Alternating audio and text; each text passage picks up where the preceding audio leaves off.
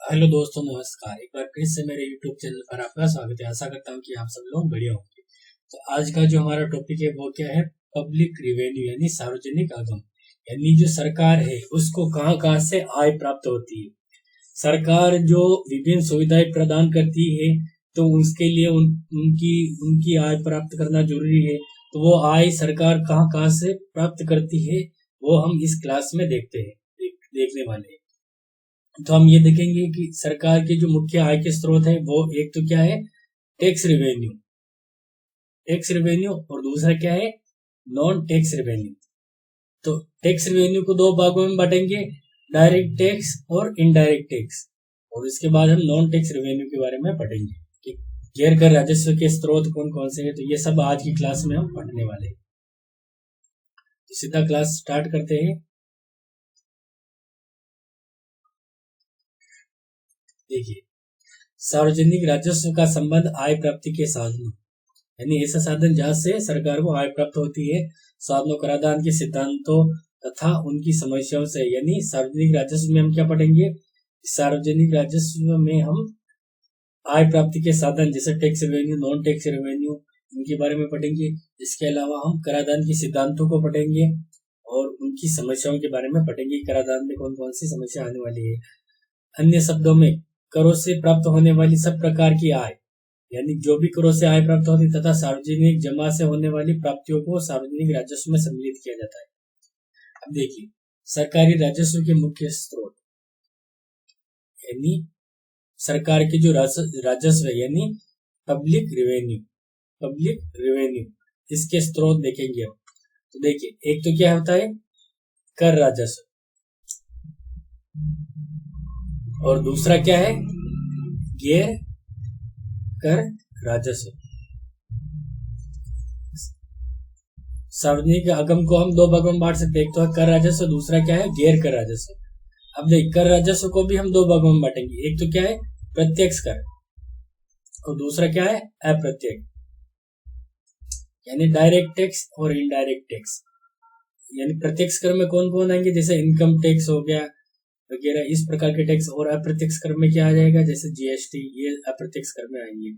और गैर कर राजस्व जैसे फीस, जुर्माना, इस प्रकार की जो भी प्राप्तियां होती है वो गैर कर राजस्व यानी करों के अलावा जो राजस्व प्राप्तियां होती है।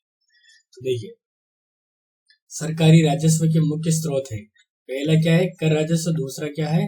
राजस्व की गैर कर स्रोत यानी गैर कर राजस्व। तो कर राजस्व यानी टैक्स रेवेन्यू, इसमें प्रत्यक्ष कर और अप्रत्यक्ष कर आते हैं। और दूसरा क्या है हमारा? गैर कर राजस्व यानी नॉन टैक्स रेवेन्यू, गैर कर राजस्व। इसमें इनके स्रोत देखते हैं। तो देखिए, इसमें क्या आते हैं? फीस आती है, जुर्माने आते हैं, उपहार, दान, सार्वजनिक उद्यमों का मुनाफा, जब्ती, या इसमें आते हैं फीस, जुर्माना, उपहार, दान, सार्वजनिक उद्यमों का मुनाफा और जब्ती, ये इसमें आते हैं। और ये क्वेश्चन भी बनता है यहाँ से कि मतलब निम्न में से गैर कर राजस्व के स्रोत कौन से? ऑप्शन में आ जाएगा फीस, जुर्माना, उपहार, दान, ये इस प्रकार। तो ये सारे ध्यान रखने, फीस, जुर्माना, उपहार, दान, सार्वजनिक उद्यमों का मुनाफा, जब्ती आदि। अब आगे बढ़ते हैं। तो देखिए, सरकार को जो आय प्राप्त होती है वो क्या होती है? एक तो है करों से प्राप्त होती है कर राजस्व, और एक क्या होता है? गैर कर राजस्व। तो जो कर राजस्व है, कर राजस्व को हम कितने भागों में बांटेंगे? कर राजस्व को भी हम दो भागों में बांटेंगे, प्रत्यक्ष कर और अप्रत्यक्ष कर। इनमें क्या अंतर है वो देखते हैं। ये सीधा कर यानी प्रत्यक्ष कर या डायरेक्ट टैक्स, और ये अप्रत्यक्ष कर यानी इनडायरेक्ट टैक्स। देखिए, जैसे प्रत्यक्ष कर का उदाहरण क्या है? आय या धन पर कर, इनकम टैक्स। जो इनकम होती है उस पर कर लगता है डायरेक्ट, या संपत्ति पर लगता है। जबकि अप्रत्यक्ष कर किस पर लगता है? अप्रत्यक्ष कर लगता है वस्तुओं और सेवाओं पर। अप्रत्यक्ष कर किस पर लगता है? वस्तुओं और सेवाओं पर। और देखिए, जो प्रत्यक्ष कर है वो क्या होता है? स्वभाव से प्रगतिशील, यानी जैसे जैसे आय बढ़ती है तो जो टैक्स की जो रेट होती है वो भी बढ़ती है। ये यानी जो प्रत्यक्ष कर वो स्वभाव में क्या होते हैं? प्रगतिशील होते हैं। और अप्रत्यक्ष कर क्या होता है? प्रकृति में प्रतिगामी, यानी इसमें क्या है कि जो अमीर है उस पर बोझ कम पड़ता है और गरीबों पर बोझ ज्यादा पड़ता है। और देखिए, कर का बोझ स्थानांतरित नहीं किया जा सकता है, स्थानांतरित नहीं किया जा सकता। इसमें प्रत्यक्ष करों में कर का बोझ स्थानांतरित नहीं किया जा सकता, जबकि अप्रत्यक्ष कर में क्या होता है, कर का बोझ स्थानांतरित, कर का बोझ जो है वो क्या होगा, स्थानांतरित होगा। अर्थात देखिए, प्रत्यक्ष कर में क्या होता है, प्रत्यक्ष कर में क्या होता है, जो व्यक्ति कर सरकार को कर का भुगतान करता है वह इससे किसी और से नहीं वसूल सकता। यानी जो कर का भुगतान करेगा वो अपने पैसों से वसूल करेगा, अपने पैसों से देगा, किसी और पर ट्रांसफर नहीं कर सकता है। जबकि अप्रत्यक्ष कर में क्या होता है कि कर का भुगतान करने वाला व्यक्ति घटना को दूसरे व्यक्ति पर स्थानांतरित कर देता है। यानी देखिए, प्रत्यक्ष कर किस पर लगाया जाता है, इनकम यानी आय पर, यानी जिस व्यक्ति की आय है वही उस कर को देगा, यानी जिस पर लगाया जाएगा उसी पर बोझ पड़ेगा। जबकि अप्रत्यक्ष कर में बोझ स्थानांतरित होगा, यानी जैसे कोई वस्तु है तो उसका उस पर जो टैक्स है, टैक्स सरकार को कौन देगा, उस वस्तु का विक्रेता। और विक्रेता क्या करेगा कि उस वस्तु की जो कीमत है उसमें उस टैक्स को ऐड कर देगा, तो उस वस्तु का जो क्रेता होगा यानी खरीदने वाला, उस पर इसका बोझ पड़ेगा, यानी बोझ को विक्रेता क्रेता पर स्थानांतरित कर देता है। अब आगे देखते हैं प्रत्यक्ष कर। प्रत्यक्ष कर यानी डायरेक्ट टैक्स। प्रत्यक्ष कर व्यक्तियों, निगमों और अन्य व्यवसाय की आय संपत्तियों पर लगाया जाता है, यानी ये संपत्ति और आय पर लगाया जाता है। इसमें आय कर, भूमि कर, संपत्ति कर, संपत्ति आदि शामिल है। इसमें आय कर, भूमि कर, संपत्ति कर आदि शामिल है। इस व्यक्ति द्वारा वहन किया जाता है जिस पर लगाया जाता है, यानी उस व्यक्ति द्वारा वहन किया जाता है जिस पर लगाया जाता है, जिस पर लगाया वही चुकाएगा, जिस पर लगाया जाता है वही चुकाएगा। यानी जो कराघात और करापात, कराघात यानी इम्पैक्ट और करापात यानी इंसिडेंस, ये दोनों एक ही व्यक्ति पर, कराघात और करापात एक ही व्यक्ति पर। कराघात यानी कर का प्रारंभिक बोझ और करापात यानी कर का अंतिम बोझ। अब देखिए, बर्डन बोझ को शिफ्ट नहीं किया जा सकता, पर प्रत्यक्ष कर में क्या, देखिए जिस पर लगाया जाता है वही चुकाएगा, बोझ स्थानांतरित नहीं होगा। कराघात और करापात दोनों एक ही व्यक्ति पर, यानी जिस पर कर लगाएगा, जिस पर कर लगाया जाएगा वही भुगतान करेगा। उदाहरण के लिए जैसे इनकम टैक्स।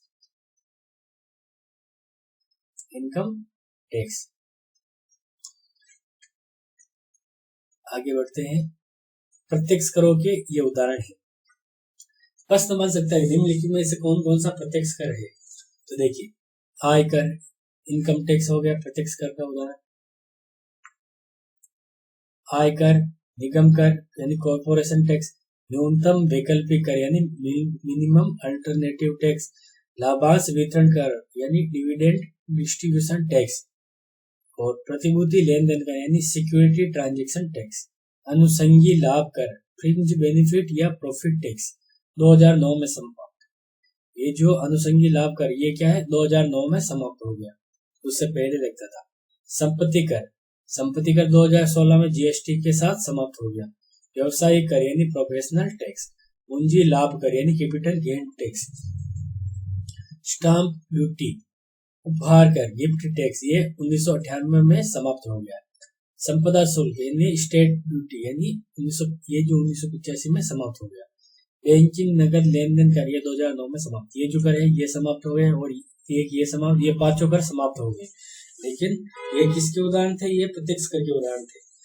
आप भी ये एक बार नाम याद करना है सारे, कोई भी समाप्त हो गया हो या नहीं हुआ हो, लेकिन उदाहरण के तौर पर याद रखना कि कौन कौन सा कर प्रत्यक्ष कर है। तो ये सारे प्रत्यक्ष कर, इसमें से इंपॉर्टेंट है आय कर, निगम कर, ये सबसे ज्यादा इंपॉर्टेंट है। आगे देखते हैं, अब प्रमुख इंपॉर्टेंट जो प्रत्यक्ष कर है वो देखते हैं। अब प्रमुख प्रत्यक्ष कर यानी इंपॉर्टेंट डायरेक्ट टैक्स के जो उदाहरण होते हैं। आयकर, आयकर व्यक्ति के वेतन से लिया जाता है। किस पर लिया जाता है? वेतन से। वेतन से लिया गया एक हिस्सा है। यदि एक व्यवसाय है तो उसके लाभ या लाभांश लाभ से लिया गया हिस्सा है। यानी देखिए, व्यक्ति है तो व्यक्ति की आय से यानी वेतन से लेंगे। व्यक्ति है तो व्यक्ति की वेतन, और व्यवसाय है तो व्यवसाय में क्या होगा? लाभ। जो भी लाभ होगा लाभ पर लगेगा टैक्स। ये डायरेक्ट टैक्स किस पर लगेगा? लाभ पर लगेगा। अब देखिए, यह एक प्रगतिशील कर है। जो प्रत्यक्ष कर है वो कौन सा कर है? एक प्रगतिशील कर है।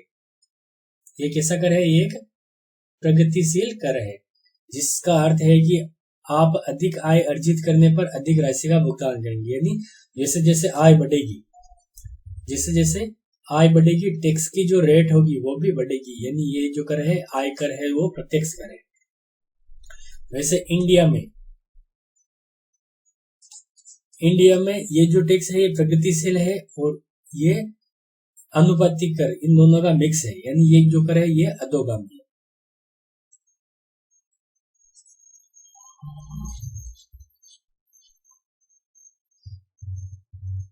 ये जो कर है इंडिया में अधोगामी, यानी जैसे एक सीमा तक तो ये कर की दर क्या है? आय के साथ बढ़ती है। उसके बाद ये कर की दर क्या हो जाती है? स्थिर हो जाती है। यहाँ जैसे ये एक सीमा तक, जैसे 30% टैक्स रेट तक ये क्या बढ़ेगा, इसके बाद 30% पर स्थिर हो जाएगा। यानी ये प्रगतिशील प्लस अनुपातिक, इन दोनों का मिक्स है ये कर इंडिया में। आप इस टैक्स का बोझ अन्य पार्टी पर नहीं डाल सकते, क्योंकि प्रत्यक्ष कर है, जो जिस पर लिखेगा वही चुकाएगा। आयकर कानून को शासित करने के वाले उपबंध आयकर अधिनियम 1961। ये ध्यान रखना, ये इंपॉर्टेंट, कि ये प्रश्न बन सकता है कि आयकर अधिनियम कब आया? तो 1961 में। भारतीय आयकर अधिनियम 1961 में आय को 5 मुख्य भागों में बांटा गया। आय को कितने भागों में बांटा गया? 5 भागों। देखिए, आय को 5 भागों में कौन कौन से भागों में बांटा गया वो देखते हैं। पहला क्या है? वेतन के रूप में आय। दूसरा है मकान किराए के रूप में जो आय होती है। एक तो क्या, वेतन, कोई व्यक्ति कहीं पर काम कर रहा है उसको जो वेतन मिलता है वो इसमें आता है। दूसरा क्या है? मकान किराए पर दे रखा, उस पर जो आय होती है वो। तीसरा कारोबार है पैसे से आय, तो कारोबार या पैसे पर से जो आय होती है कारोबार से, उसके लाभ पर लगता है। उससे जो लाभ होता है उस पर यह टैक्स लगता है। पूंजीगत लाभ के रूप में आय, जो पूंजीगत लाभ, यदि पूंजी है, पूंजीगत परिसंपत्ति है, उसकी बिक्री से जो भी लाभ हुआ, जैसे जमीन बेच दी, मकान बेच दिया, इस प्रकार जो आय होती है वो पूंजीगत लाभ के रूप में। अन्य स्रोतों से आय, जैसे बैंक डिपॉजिट और सिक्योरिटीज पर मिला ब्याज, शेयरों पर मिले लाभांश, रॉयल्टी इनकम, लॉटरी, रेस जीतने वाले और उपहार के रूप में मिली रकम के अन्य स्रोत से जो आय होती है वो इसके अन्य स्रोत में आती है। तो ये 5 भागों में बांटा गया है आय को। पहला वेतन के रूप में, दूसरा मकान किराए के रूप में, तीसरा कारोबार से, चौथा पूंजीगत लाभ के रूप में, और पांचवा अन्य सभी इसमें आते हैं। और इसको आप और डिटेल में देखना चाहो तो जैसे वेतन के रूप में कर्मचारियों का जो वेतन है, annuity, pension, gratuity, fees, commission, छुट्टी की जगह नकद भुगतान, सालाना वृद्धि, प्रोविडेंट फंड में जमा रकम, कर्मचारी के पेंशन खाते में किया गया योगदान, ये इसमें आते हैं। तो आप इसको पूरा डिटेल में देख सकते हैं। इंपॉर्टेंट ये 5 पॉइंट देख लेना। आगे बढ़ते हैं हम। अब देखते हैं, इनकम टैक्स देख लिया, अब हम कॉर्पोरेट इनकम टैक्स देखते हैं। तो देखिए, कॉर्पोरेट इनकम टैक्स कंपनियों द्वारा अर्जित लाभ पर आरोपित कर, यानी कंपनियां जो भी लाभ कमाती हैं ये उसी इनकम टैक्स का पार्ट है जो हमने पिछले पेज पर देखा, कि जो कंपनियों के लिए लाभ होता है, लाभ पर जो कर लगता है उसको कॉर्पोरेट इनकम टैक्स कहते हैं। कराधान के उद्देश्य से कंपनी एक अलग इकाई माना जाता है। कंपनी को क्या माना जाता है? अलग इकाई माना जाता है कराधान के उद्देश्य से, और इस प्रकार उसके स्वामियों की व्यक्तिगत आयकर से भिन्न, यानी जो एक कंपनी है और एक कंपनी का एक मालिक है, तो कंपनी को जो भी लाभ मिलेगा, जैसे कंपनी की जो वार्षिक टर्नओवर है माना कि 1000 करोड़ है, उसमें से कंपनी का जो लाभ है वो 50 करोड़ है, तो इस 50 करोड़ पर क्या लगेगा, कॉर्पोरेट इनकम टैक्स। और इसका जो मालिक है, मालिक की जो आय है वो माने कि वो है 50 या 2 करोड़, तो इस 2 करोड़ पर क्या लगेगा, उसका इनकम टैक्स लगेगा। यानी मालिक की जो आय होगी, जैसे यहाँ पर जो आय हुई वो मालिक को मिलेगी, लेकिन मालिक की जो इनकम होगी उस पर अलग टैक्स लगेगा, जबकि यहाँ पर कंपनी के लाभ पर अलग टैक्स लगेगा। कंपनी अधिनियम 2019 के अनुसार भारत में पंजीकृत कंपनियां सार्वजनिक हो या निजी कॉर्पोरेट टैक्स का भुगतान करने के लिए उत्तरदायी। कंपनी अधिनियम 2019 के अनुसार क्या, प्राइवेट कंपनी हो या सरकारी, उसको कॉर्पोरेट टैक्स देना पड़ेगा। आगे बढ़ते हैं हम। न्यूनतम वैकल्पिक कर यानी minimum alternative tax, MAT. Short form क्या है इसकी, MAT, MAT, minimum alternative tax, न्यूनतम वैकल्पिक कर। ये कब आया, 1997-98 में ये टैक्स आया। देखिए, न्यूनतम वैकल्पिक कर कंपनियों को प्राप्त कर छूट को सीमित करने के लिए प्रत्यक्ष कर कानून में लिया गया एक प्रावधान है, ताकि ये किसमें, प्रत्यक्ष कर कानून में किया गया एक प्रावधान है। कंपनियों को जो भी, इसका उद्देश्य क्या, कंपनियों को जो प्राप्त छूट है, कंपनियों को जो भी छूट प्राप्त होती है उसको सीमित करने के उद्देश्य से ये कर लगाया गया है, यानी छूट कम हो, ताकि वे सरकार को कम से कम कॉर्पोरेट कर की न्यूनतम राशि का भुगतान करे, यानी कोई कंपनी कर से बच न सके, इस उद्देश्य से यह न्यूनतम वैकल्पिक कर लाया गया। और मेट का वर्तमान दर क्या है, 9%।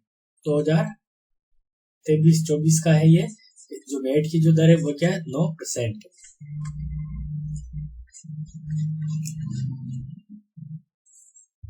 प्रतिभूति लेन देन टैक्स यानी सिक्योरिटी ट्रांजैक्शन टैक्स, ये कब आया, 2004 में। ये इंपॉर्टेंट है कि कौन सा टैक्स कब आया, ये भी ध्यान रखना कि ये जो मेट है, मेट कब आया, 1997-98 में।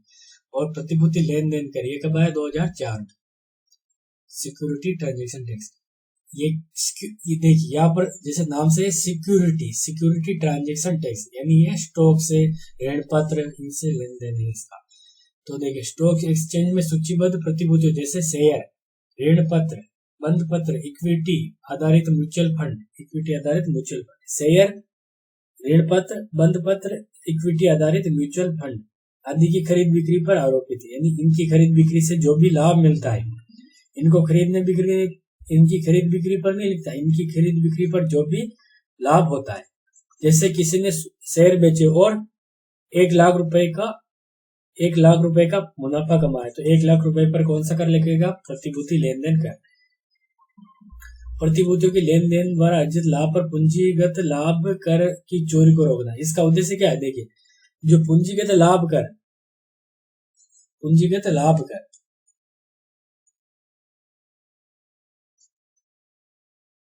ये देखिए यहाँ पर है, ये पूंजी लाभ कर, ये देखा, ये इनकम टैक्स का पार्ट, पूंजी लाभ कर। इस कर ये कहां पर लगेगा, जहां पर कोई पूंजीगत परिसंपत्ति की बिक्री या खरीद है, यानी जैसे पूंजीगत जमीन हो गया, ये मतलब सारी चीजें इसमें आ जाएगी, पूंजीगत परिसंपत्ति जैसे शेयर वगैरह, तो इनकी खरीद बिक्री पर लगता है। लेकिन अगर इस कर की चोरी हो जाती है तो उसको रोकने के लिए कौन सा कर लगाया गया, सिक्योरिटी ट्रांजैक्शन टैक्स, यानी सिक्योरिटी का ट्रांजैक्शन लगाया, सिक्योरिटी का ट्रांजैक्शन किया, उस पर जो भी लाभ हुआ उस पर यह कर लगेगा।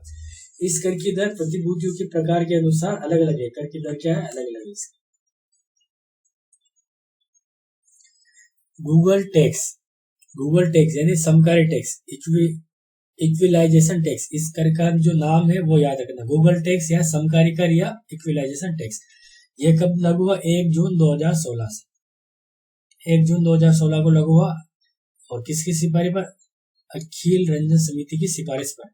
वित्त अधिनियम 2016 के एक भाग के रूप में यह टैक्स लगाया गया। देखिए 2016 में लगा, अखिल रंजन समिति की सिफारिश पर वित्त अधिनियम 2016 के एक भाग के रूप में प्रस्तुत, किंतु बाद में आयकर अधिनियम के तहत यह लागू किया गया। किसके तहत, इनकम टैक्स अधिनियम 1961 के तहत यह लागू किया गया। भारत में के कारोबारी द्वारा विदेशी ऑनलाइन कंपनियों या ई कॉमर्स कंपनियों से डिजिटल सेवा या उत्पाद की खरीद पर वसूला जाता है। ये किस पर वसूला जाता है कि जो भारत में कोई भी कंपनी है वो विदेशी कंपनी से, विदेशी ई कॉमर्स कंपनियों से जो भी डिजिटल सेवाएं, किस पर, डिजिटल सेवा, जो भारतीय कंपनी और भी भारतीय कंपनी विदेशी कंपनियों से डिजिटल सेवाएं खरीदती है तो उस पर यह वसूला जाता है। क्योंकि देखिए अगर बाहरी कंपनियों पर नहीं वसूला जाएगा तो भारत की कंपनियां तो टैक्स देती है, तो उनकी भारतीय कंपनियों की जो सेवाएं हैं वो महंगी हो जाएगी और विदेशी कंपनियां सस्ती दर पर यहाँ पर सेवाएं प्रदान करेगी। इससे भारतीय कंपनियों को नुकसान उठाना पड़ेगा। इस वजह से यह कर लगाया जाएगा, इस वजह से यह कर लगाया जाता है। एक वित्तीय वर्ष के दौरान 1 लाख रुपए से अधिक के भुगतान पर यह लागू होता है। 1 लाख रुपए से अधिक का भुगतान है तो यह लागू होता है। तो यह है गूगल टैक्स, जो कि क्या है, डिजिटल सेवाओं पर लगाया जाता है जो कि विदेशी कंपनियां प्रदान करती है। ये तो थे हमारे डायरेक्ट टैक्स। अब अप्रत्यक्ष कर यानी इनडायरेक्ट टैक्स। वैसे अधिकांश जो अप्रत्यक्ष कर है वो किस में आ गए, जीएसटी में। 2016 में 1 जुलाई 2017 से जब जीएसटी लागू हुआ तब से अधिकांश जो कर है वो जीएसटी में आ गए।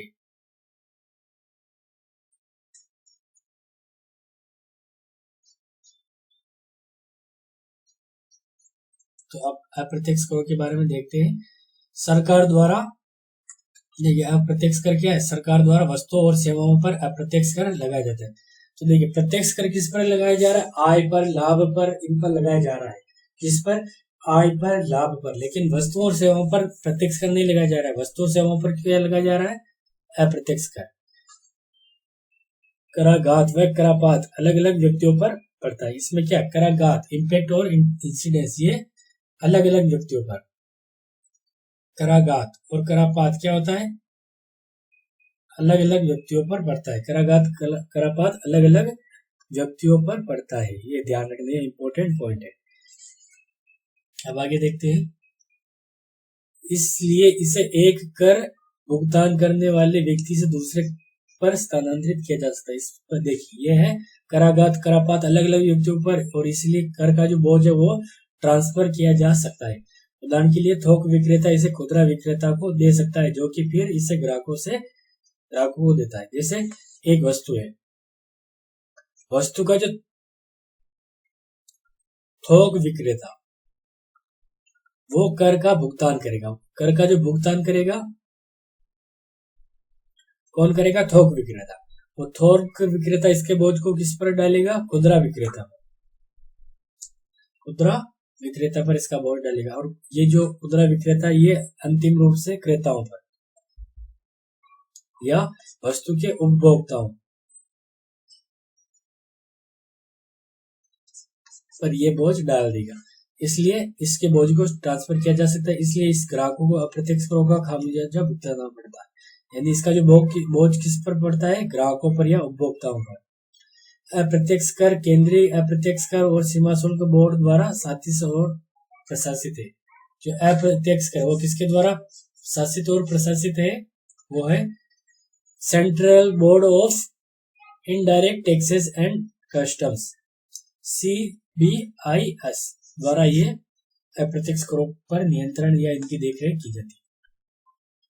अप्रत्यक्ष करों के उदाहरण सबसे पहले देखते हैं GST, goods and service tax, वस्तु एवं सेवा कर। अधिकांश अप्रत्यक्ष कर जीएसटी में आते हैं, ये गंतव्य आधारित कर है। और देखिए बेसिक कस्टम ड्यूटी को देखते हैं, मूल सीमा कर। भारत में आयातित वस्तुओं पर लगाया जाता है। बेसिक कस्टम ड्यूटी किस पर लगता है, भारत में आयातित वस्तुओं पर लगता है। और सीमा शुल्क अधिनियम 1962 के अंतर्गत, ये इंपॉर्टेंट पॉइंट है कि जो बेसिक कस्टम ड्यूटी वो किस पर लगाया जाता है, भारत में आयातित वस्तुओं पर लगाया जाता है। और सीमा शुल्क अधिनियम 1962 के अंतर्गत आता है। रेट 5 से 40% के बीच। सीमा शुल्क अधिनियम 1962 के तहत भारत में सीमा शुल्कों में निम्नलिखित प्रकार है। सीमा शुल्क के अंतर्गत क्या क्या आते हैं वो देखते हैं। सुरक्षात्मक शुल्क, आवश्यक सीमा शुल्क, एंटी डंपिंग शुल्क, शिक्षा उपकर आदि इसके अंतर्गत सीमा शुल्क के अंतर्गत आते हैं। ये ध्यान रखना। सुरक्षात्मक शुल्क, आवश्यक सीमा शुल्क, एंटी डंपिंग शुल्क, शिक्षा उपकर आदि इसमें आते हैं। अब देखते हैं मोटर वाहन कर, मोटर व्हीकल टैक्स। ये राज्य द्वारा दोपहिया वाहनों, कारों, यात्री वाणिज्यिक वाहनों के क्रय पर लगाया जाता है। यानी जो वाहन है वाहनों के क्रय पर, वाहनों के क्रय पर क्या लगाया जाता है? मोटर वाहन कर। अब देखते हैं स्टाम्प ड्यूटी। दस्तावेजों के माध्यम से राज्य के भीतर किए गए लेन देन के लिए राज्य स्टाम्प अधिनियम और भारतीय स्टाम्प अधिनियम 1899 के प्रावधानों के अनुसार लगाया जाता है। क्या देखिए, स्टाम्प ड्यूटी, राज्य स्टाम्प अधिनियम और भारतीय स्टाम्प अधिनियम 1899। ये अधिनियम कब है? 1899 का।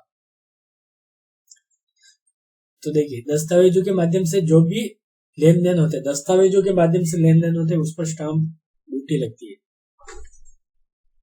एक्साइज ड्यूटी, उत्पाद शुल्क, पेट्रोल व अल्कोहल पर केवल, और बजट 2023-24 में 7% आय इससे के द्वारा। इस पर पेट्रोल और अल्कोहल पर एक्साइज ड्यूटी लगती है। इसके अलावा प्राकृतिक गैस, विमान टरबाइन और तंबाकू उत्पादों पर शुल्क भी जीएसटी में शामिल नहीं है। देखिए, इसके अलावा प्राकृतिक गैस, विमानन टरबाइन ईंधन और तंबाकू उत्पाद, इन पर जो कर होता है, इन पर जो शुल्क होता है, वो जीएसटी में शामिल नहीं है। बिक्री कर, बिक्री कर एक प्रकार का अप्रत्यक्ष कर है। बिक्री कर एक प्रकार का अप्रत्यक्ष कर है जिसमें विक्रेता किसी एक कर योग्य वस्तु को बेचने या विनिमय करने के समय खरीदार से शुल्क लेता है, फिर विक्रेता उस खरीदार की ओर से सरकार को चुकाता है। ये बिक्री कर। अप्रत्यक्ष कर के उदाहरण यहाँ पर देख लेते हैं। Central excise duty, custom duty, anti dumping duty, service tax, value added tax, entry tax, entertainment tax, goods and service tax and GST. ये सारे अप्रत्यक्ष कर, इनडायरेक्ट टैक्स के उदाहरण हैं। Central excise duty, custom duty, anti dumping duty, service tax, value added tax, entry tax, entertainment tax, goods and service tax.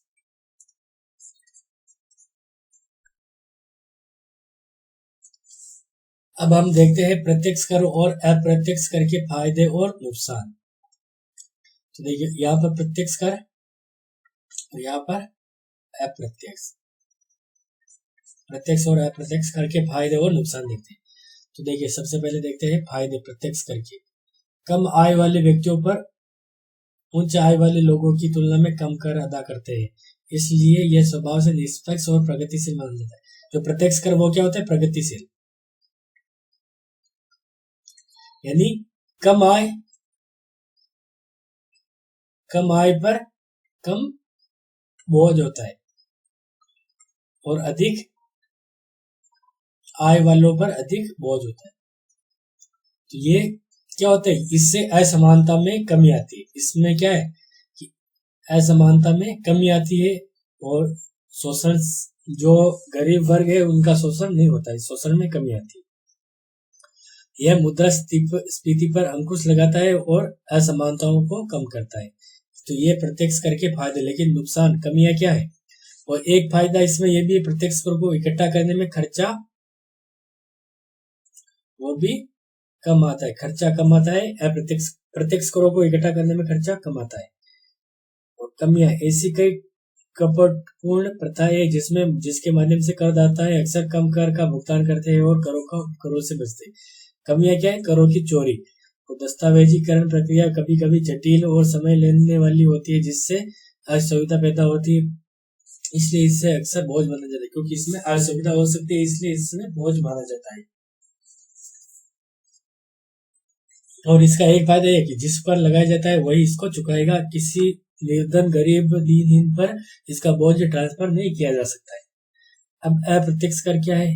अप्रत्यक्ष कर के फायदे, ये सुनिश्चित करता है कि गरीबों सहित प्रत्येक व्यक्ति राष्ट्र के निर्माण में योगदान देता है। यानी प्रत्येक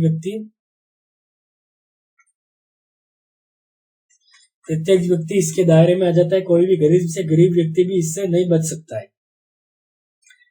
यह भुगतान अधिक सुविधाजनक है। यह क्या है? अधिक सुविधाजनक है, क्योंकि किसी भी उत्पाद या सेवा को खरीदते समय ऐसे कर पहले से कीमत में शामिल होता है। यानी ये जो गरीब व्यक्ति चुकाएगा तो उसकी कीमत में जो कीमत देगा उसमें ऑलरेडी शामिल है, उसको सरकार को अलग से नहीं देना पड़ेगा, क्योंकि सरकार उस पर पहले ही कर ले चुकी है। अब इसकी कमियां क्या है? ये प्रकृति में क्या होती है, प्रतिगामी। ये क्या है, प्रतिगामी, यानी सभी पर सभी समान राशि का भुगतान करते हैं। सभी क्या है, समान राशि का भुगतान करते हैं, यानी जो गरीब है उस पर बोझ अधिक होता है, अमीरों पर बोझ कम होता है। यानी देखिए प्रतिगामी, ये क्या होते हैं, प्रतिगामी। प्रतिगामी यानी सभी समान राशि चुकाएंगे तो जो गरीब है, गरीब पर बोझ अधिक होगा और अमीरों पर बोझ कम होगा। इस प्रकार ये असमानता को वृद्धि करने वाले कर भी माना जा सकते हैं। उपभोक्ताओं में अक्सर अपने द्वारा चुकाए जा रहे कर के प्रति नागरिक चेतना का अभाव होता है। यानी लोग वस्तुएं खरीदते उनको पता ही नहीं होता। जैसे हम मार्केट में कोई वस्तु खरीदेंगे, जैसे हम 25 रुपए का एक साबुन लेकर आए, तो उसमें जो है 25 रुपए में से 7 रुपए जीएसटी लगा हुआ है, टैक्स लगा हुआ है। तो हमें पता नहीं कि हम 7 रुपए टैक्स का भर रहे हैं। हम केवल इतना याद रखते हैं कि हमने 25 रुपए का साबुन लिया है तो हमने साबुन के 25 रुपए दिए। ये नहीं पता है कि हमने 7 रुपए सरकार को टैक्स के रूप में भी दे दिए, जबकि कंपनी के पास कितने गए, कंपनी के पास केवल 18 रुपए गए। तो इसका मतलब क्या है, उपभोक्ता में जागरूकता का अभाव है। अमीरों और गरीबों में समानता, अमीर और गरीब समान कर अदा करते हैं, इसलिए यह प्रकृति में प्रतिगामी, क्योंकि गरीबों पर बोझ अधिक होता है। अब जब देखिए, जैसे कोई गरीब है वो भी 10 रुपए करके दे रहा है, अमीर है उसको भी 10 रुपए करके देने पड़ रहे हैं। गरीब अमीर दोनों 10-10 रुपए दे रहे। गरीब के पास 20 रुपए, उसमें से 10 रुपए टैक्स के दे दिए। अमीर के पास 1 लाख रुपए, उनमें से 10 दे दिए। तो अमीर को कोई फर्क नहीं पड़ा, लेकिन गरीब को फर्क पड़ता है। अब जब आप भारत में विभिन्न प्रकार के करों से अवगत हो गए तो आप इस बात से बेहतर अंदाजा होगा कि आप किस प्रकार के करों का भुगतान कर रहे हैं। तो इस प्रकार हम समझ सकते हैं कि हम अप्रत्यक्ष करों को किस प्रकार से चुका रहे हैं, जबकि हमें कोई अंदाजा भी नहीं। अब देखते हैं नॉन टैक्स रेवेन्यू। अभी तक हमने देखा प्रत्यक्ष कर और अप्रत्यक्ष कर है। अब देखेंगे हम गैर कर राजस्व। तो गैर कर राजस्व में कौन कौन से कर आते हैं, इसकी लिस्ट हमने पहले ही देख ली थी। एक बार वापस चलते हैं उसी पेज पर। देखिए गैर कर राजस्व में कौन कौन से स्रोत आते हैं। देखिए फीस आती है, जुर्माना, फीस, जुर्माना, उपहार, दान, सार्वजनिक उद्यमों से मुनाफा, जब्ती, ये किसमें आते हैं, गैर कर राजस्व में आते हैं। तो आगे वापस देखते हैं गैर कर राजस्व को डिटेल में देखते हैं हम। नॉन टैक्स रेवेन्यू, गैर कर राजस्व। तो देखिए गैर कर राजस्व, गैर कर राजस्व के कुछ प्रमुख स्रोत नीचे उल्लिखित है। सरकार द्वारा राज्य सरकारों, केंद्र शासित प्रदेशों और निजी उद्यमों और आम जनता से को प्रदान किए जाने वाले गए ऋणों के माध्यम से प्राप्त होने वाला ब्याज गैर कर राजस्व का महत्वपूर्ण स्रोत है। यहाँ पर क्या है, ब्याज। क्या है, ब्याज। जिसे जो सरकार है,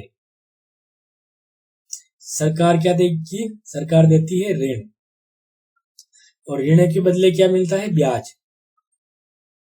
जो भी ब्याज मिलता है वो किसका उदाहरण है, गैर कर राजस्व। देखिए सरकार आम जनता को, निजी उद्यमियों को, जो भी राज्य सरकारों को, केंद्र सरकार द्वारा राज्य सरकार को जो भी कर दिया जाता है, जो भी ऋण दिया जाता है, उन पर सरकार को जो ब्याज मिलता है वो गैर कर राजस्व का स्रोत है।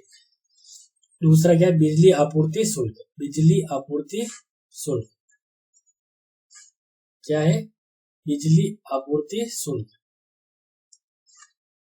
देखिए इसमें किसी भी देश के केंद्रीय बिजली प्राधिकरण द्वारा प्राप्त शुल्क शामिल है। भारत के मामले में इसमें केंद्रीय विद्युत प्राधिकरण द्वारा प्राप्त शुल्क शामिल है।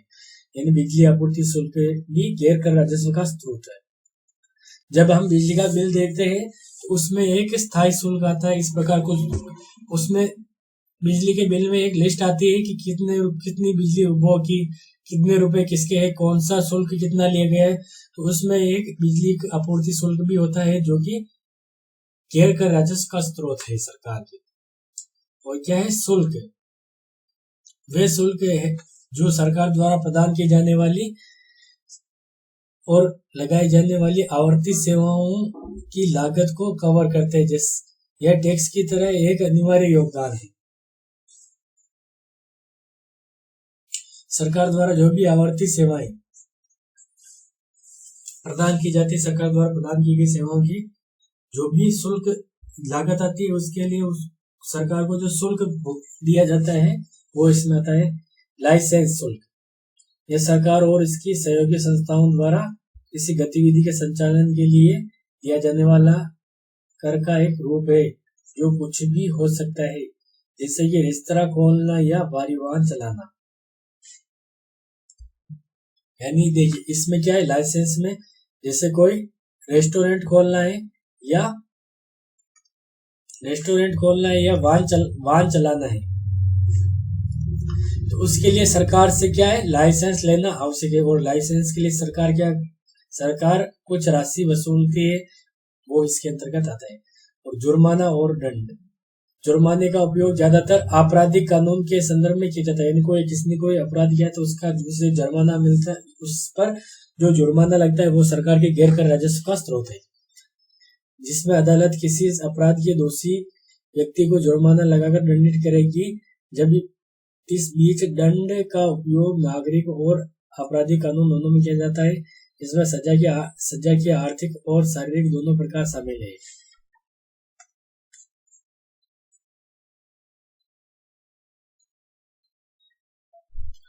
अब देखिए आगे देखिए स्टेट्स। देखिए इसका मतलब क्या है कि संपत्ति का सरकार को हस्तांतरण है। देखिए जब कोई व्यक्ति अपने उत्तराधिकारी को किसी व्यक्ति का कोई उत्तराधिकारी नहीं होता है तो उस पर किसका अधिकार होता है, सरकार को। तो इसके अंतर्गत आती है वो संपत्ति। यदि कोई व्यक्ति कानूनी रोग से बोली लगाने वाले बिल या कानूनी उत्तराधिकारी को छोड़े बिना मर जाता है, तो इस प्रकार की जो संपत्तियां होती है वो सरकार को हस्तांतरित हो जाती है। तो इस प्रकार जो आय होती है वो सरकार के गैर कर राजस्व का स्रोत है। सरकार को विभिन्न अंतरराष्ट्रीय संगठनों और विदेशी सरकारों से कई अनुदान प्राप्त होते हैं। यानी सरकार को जो भी अनुदान प्राप्त होते अंतरराष्ट्रीय सरकारों विदेशी संस्थाओं कहीं से भी मिले वो इसके अंतर्गत आते हैं अनुदान। ये आमतौर पर युद्ध, बाढ़ आदि जैसे राष्ट्रीय संकट के दौरान प्राप्त होते हैं। मूल रूप से ये निश्चित स्रोत नहीं है, मिल भी सकता है नहीं भी मिल सकता है। जब्ती किसी अनुबंध के दायित्व में चूक या अवैध आचरण के लिए दंड के परिणाम स्वरूप मुआवजे के बिना किसी भी संपत्ति को हानि को जब्त किया जाता है। यानी कोई मुआवजा नहीं दे पाता तो ये उसकी संपत्ति जब्त की जाती है। एक अनुबंध की शर्तों के तहत जब्ती से तात्पर्य डिफॉल्ट पक्ष द्वारा किसी संपत्ति के स्वामी को छोड़ने या किसी परिसंपत्ति से नकदी प्रवाह को दूसरे पक्ष में होने वाले नुकसान के मुआवजे के रूप में छोड़ने की आवश्यकता से है। ब्याज, ये अभी हमने देखा सरकार जो भी ऋण देती है उस पर उसको ब्याज मिलता है। संचार सेवाओं के लिए शुल्क, जो भी सरकार द्वारा संचार सेवाएं प्रदान की जाती है उसके लिए उसको शुल्क मिलता है। यहाँ पर देखते हैं सरकार के नॉन टैक्स रेवेन्यू के स्रोत। वापस ये मेरे नोट्स से है, मैंने शॉर्ट नोट्स बनाए उसे। तो देखिए ब्याज प्राप्तियां, इंटरेस्ट रिसिप्ट, केंद्र द्वारा राज्य सरकार या सार्वजनिक उपक्रमों को दिया गया ऋण पर ब्याज। डिविडेंड्स और प्रॉफिट रिसिप्ट, लाभांश और लाभ, सार्वजनिक क्षेत्र के उपक्रमों से प्राप्त होने वाला लाभ। यानी सरकार के जो भी उपक्रम, जो सरकार के जो उपक्रम है उस पर जो लाभ मिलता है, सरकार की कोई भी उपक्रम जैसे रेलवे हो गया, रेलवे से सरकार को जो भी आय होती है वो इसके अंतर्गत आती है। यानी वो सरकार का एक उपक्रम है। अनुदान, सरकार को जो भी अनुदान मिलते हैं या बाह्य सहायता मिलती है। शुल्क या चार्ज, वो इसके अंतर्गत आते हैं। विभिन्न प्रशासनिक और न्यायिक सेवाओं से प्राप्त शुल्क, भूमि पंजीकरण शुल्क आदि इसके अंतर्गत आते हैं। तो ये थी हमारी आज की क्लास, जिसमें हमने पब्लिक रिवेन्यू में क्या देखा।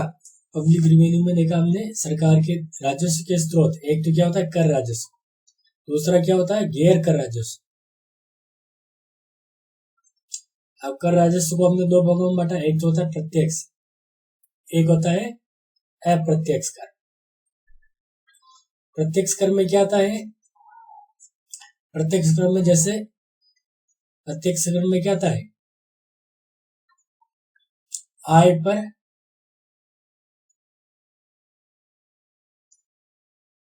आय या लाभ, लाभ पर जो कर लगता है वो इसके अंतर्गत आता है।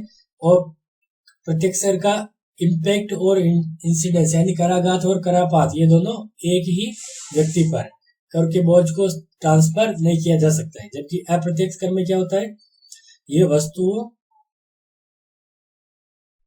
व सेवाओं पर लगाया जाता है। कराघात करापात अलग अलग लोगों पर कराघात करापात पड़ता है, यानी इसको ट्रांसफर किया जा सकता है। इसमें अधिकतर कर किस में आ जाते हैं, जीएसटी में आ जाते हैं।